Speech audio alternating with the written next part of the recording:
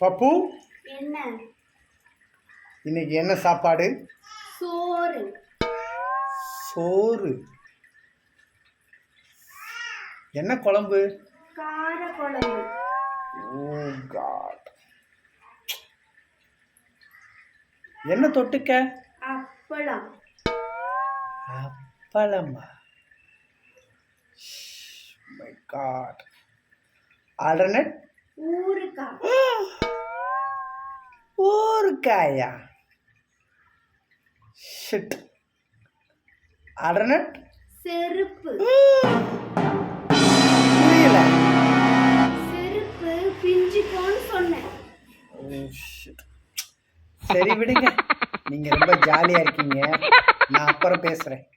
நீ எப்ப பேசினாலும் நான்